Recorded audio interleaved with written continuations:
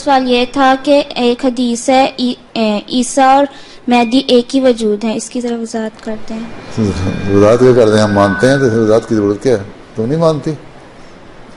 تم مانتی ہو مسیح موعود علیہ السلام، حضرت مرزا غلام احمد قادیانی علیہ السلام مسیح موعود ہیں؟ مانتی ہو؟ جی۔ تم یہ مانتی ہو مہدی موعود ہیں؟ جی۔ بس ایک وجود ہو گیا۔ یہی حدیث تھی، مسیح اور مہدی دو مختلف وجود نہیں ہو سکتے، کیونکہ پھر آپس میں ایک نے آنا ہے پیار محبت کی تعلیم دینا ہے، دوسرے نے آنا ہے تلواریں چلانی ہے، تو کام کس طرح بنے گا؟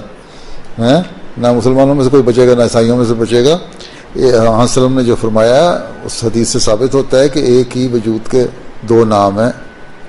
وہ مسلمانوں کے لیے مہدی ہوگا، ان کو ہدایت دے گا، اور باقی عیسائیوں کے لیے مسیح موعود ہوگا، اور باقی مذاہب کے لیے بھی۔ اس لیے حضرت مسیح علیہ السلام نے فرمایا کہ بلکہ آپ کو الہام بھی ہوا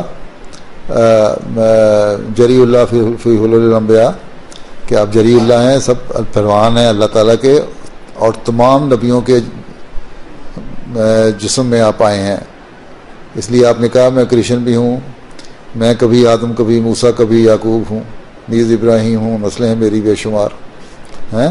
پھر آپ نے کہا میں کرسچن بھی ہوں، ہندوؤں کے لیے بھی ہوں، بدھوں کے لیے بھی ہوں، ہر ایک کے لیے آپ آئے، تو آپ سب کچھ ہیں، صرف مسیح اور مہدی کیا ہے، سارا کچھ ہی ہیں آپ، ٹھیک ہے۔ اور ایک ہی آدمی اگر آئے تبھی دنیا کا فساد ختم ہو سکتا ہے۔ اگر مختلف قسم کے نبی اترنے آج شروع ہو گئے اگر اب، تو پھر فساد ختم نہیں ہوگا، نئے سرے سے فساد شروع ہو جائے گا، ٹھیک۔ ایک ہاتھ پہ اکٹھا کرنے کے لیے ضروری ہے کہ مسلمانوں کے لیے وہی آتا، اور عیسائیوں کے لیے وہی آتا، اور باقی مذہبوں کے لیے وہی آتا، ٹھیک۔